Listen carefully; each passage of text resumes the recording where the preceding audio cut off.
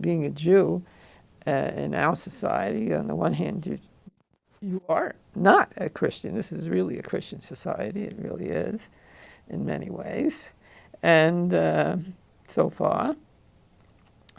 And on the one hand, you want to feel part of it. On the other hand, you have your own autonomy, your own identity to maintain. And to the extent that they let you do that. It's a little awkward for Jews now, I think, in some ways, because we are, as a group, extremely successful.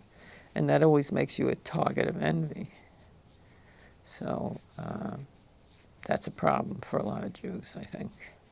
When they want to fit in, it's hard for them to fit in if they know that they're so much better off than so many other people. So that one of the things when you go south, you go to the Midwest, there are people there who have not been favored by fortune, and they see you as a rich Jew, you know.